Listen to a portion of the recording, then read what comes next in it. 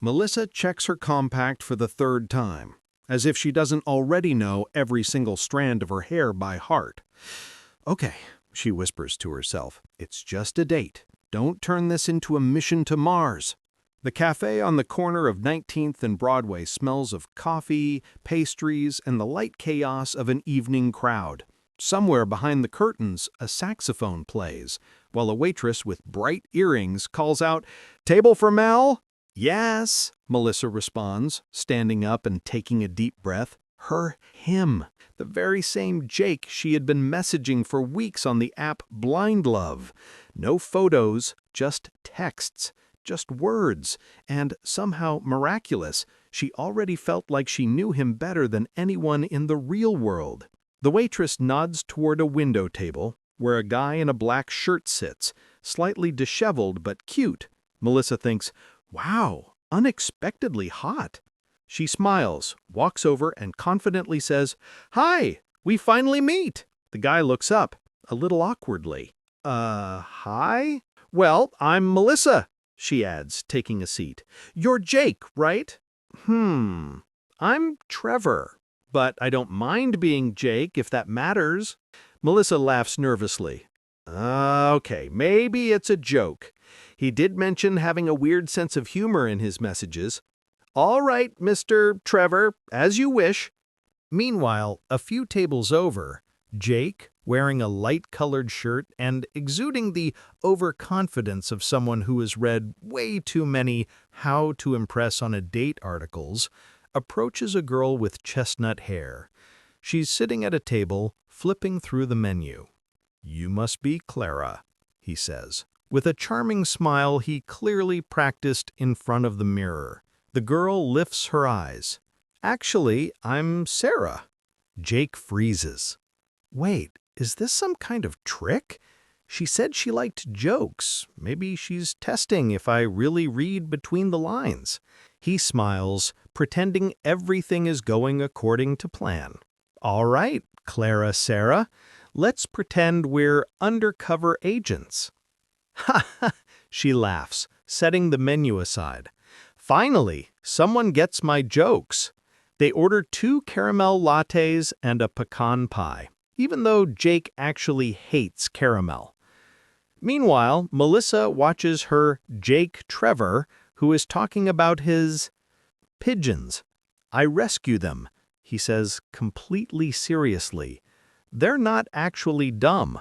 People just don't listen to them." "Pigeons?" Melissa blinks. "I thought you said you were into fitness and AI." "Me?" Trevor tilts his head. "No, I train pigeons to navigate by the smell of coffee. It's New York. Makes perfect sense." What a disaster, Melissa thinks. Or maybe, is this a test? Like a surprise date? She nods, trying not to show how confused she is. "Yeah, very creative." "You like birds too?" he asks, genuinely. "I love them," she lies, taking a sip of water, "especially the ones that don't talk back during dinner." Meanwhile, Jake listens to Sarah, who is enthusiastically explaining the difference between an asteroid and a meteorite. "And I even started a petition to stop NASA from naming the new telescope Starry Molly, because it sounds like a dog's name." Jake nods, smiling awkwardly. "I thought she was an interior designer. Or is this a metaphor? A telescope, the interior of space." "Right, amazing," he says. "Do you travel in space often?" She laughs. "You're joking. I'm even scared to go up to the Empire State Building observation deck." "Ha, then we're alike. I'm afraid of heights and financial reports." "Oh, an accountant," she says, raising her eyebrows. "Well, yeah, why not? Now I'm an accountant." 40 minutes later, both of them are silently thinking the collective, "Why is everything wrong?" Melissa feels like Jake Trevor is a good guy, just from another planet. And Jake thinks Clara Sarah is brilliant, but maybe not exactly his type of reality. When the waitress brings the checks to each table, both of them glance at their phones and simultaneously see messages from each other. "I'm at the window table. Jake." Hi, I'm a little late, but I'm already in the room. You'll recognize me. Blue dress. Melissa. Pause. Eyes mate. Shock. Laughter. Melissa and Jake both get up at the same time, realizing they've been sitting in the wrong place and with the wrong people. Their wrong dates blink in confusion. Melissa walks toward him, Jake toward her. Halfway there, they both burst out laughing. "Well," she says, wiping tears of laughter from her eyes, "looks like we have a story for the grandkids." Or a podcast, he adds. How not to sit at the right table. They laugh even louder. Nearby, the waitress whispers to her coworker, "And again, blind love. Last week, one date ended with someone fleeing out the window." "So," Jake says, as they finally sit at the right table, "we officially failed our first date before it even started." "Officially," Melissa laughs. "But maybe it's a sign that things can only get better from here." "Oh, I believe in statistics. After a disaster, it's always either a miracle or an even bigger disaster." He lifts the menu, and a light, playful spark passes between them. She feels it. This is different energy, not the tense, trying to impress vibe, but something real, like they've both survived the test and can now just be themselves. "So, what do you actually do?" she asks, sipping her coffee. "Well, officially, I'm a programmer at a startup. Unofficially, a seeker of life's meaning and coffee with the right milk ratio." "And have you found either yet?" "Meaning, no. Coffee, sometimes. How about you?" Melissa shrugs. "I write ad copy. Basically, I'm the person who makes you buy stuff you don't need." "Oh, so you're the one who made me buy that ridiculous cactus-shaped humidifier? If it has neon lights and a cat sauna mode, then yes, that was me." They burst out laughing again. People glance over, but they don't care. In their laughter is liberation, fire, and sincerity, the kind so often missing in a world of perfect profiles. But fate decides they're not allowed one evening without chaos. The waitress approaches with a plate, trips, and spills half a cup of sauce right onto Jake's shirt. "Oh my God," she cries, "I'm so sorry." "Don't worry," he says, dabbing at it with a napkin. "I love abstract art, especially on myself." Melissa can't hold back her laughter. "You're a walking disaster." "Me? You're confusing me with the pigeon guy. And you confused me with an astrophysicist, by the way," she adds. "You're joking." "Nope, he actually told me how he's fighting NASA to stop them from naming a telescope Starry Molly." Jake tilts his head. "Brilliant. Whoever she is, I respect her." An hour later, they've stopped noticing time or the sauce or the noise around them. They talk about favorite books, the fear of failure, and how hard it is to be yourself when everyone else is chasing likes. Sometimes a silence hangs between words, not awkward, but like a breath of fresh air after rain. Jake catches himself thinking, if this is a blind date, then maybe it's the first time I'm actually seeing someone. Melissa looks at him and realizes, in a world where everyone pretends to know what they want, he seems like the only one, honestly admitting he's lost. "You know what?"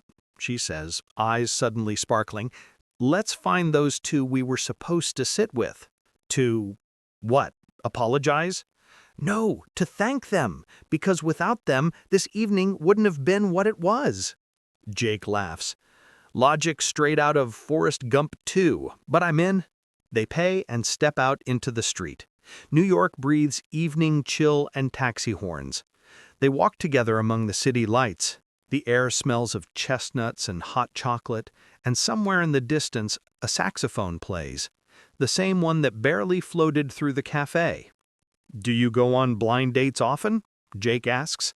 "This is my first, and apparently my last." "Why?" "Because if every date is like this, I won't survive round 2. He smiles. "Me? I'd probably keep going until I found you." Her glance is short, warm, slightly embarrassed. "Don't rush the romantic lines, Jake." By the way, we still haven't found our victims. You're right. He pulls out his phone, pretending to be serious. Search operation commencing. 15 minutes later, they're standing in a small park. Melissa spots familiar figures, Trevor and Sarah. Oh, did we just introduce them this way and now they're out together? She whispers. This is going to be a lifetime comedy, Jake laughs, immediately calling out to them. Trevor, Sarah, come over here. The evening is officially taking a better turn. Melissa raises her hand and waves back at them. Perfect. Now we've got 4 people, 1 story, and probably another round of coffee. Everyone agrees. They head toward the corner café, now a different group, relaxed, cheerful, connected by a coincidence that could have just been an anecdote, but instead became something warmer. Melissa walks beside Jake, and deep down she knows this failed dinner has already turned into something right. Night in New York always feels more alive after 8, when city lights turn the asphalt into blurry rivers of golden glow. Melissa and Jake walk side by side, laughing, each laugh echoing between buildings like tiny music. You know, Jake says, I expected a blind date to be a little like a psychology exam, and it turned out to be more like a roller coaster with surprises, Melissa replies, flicking her hair with a glance. Exactly, and instead of fear, laughter. They pass a small street cafe, light barely filtering through the curtains. A sign hangs in the window. Special for those who accidentally find their perfect coffee. Looks like a sign, Jake smiles. I can already hear Netflix writers hunting us down, Melissa jokes. Inside, they all sit at a wooden table, slightly sticky from spilled drinks, but it only adds to the authenticity. Melissa orders a latte with hazelnut syrup, Jake a black coffee, double shot. Trevor and Sarah go for an Americano and hot chocolate.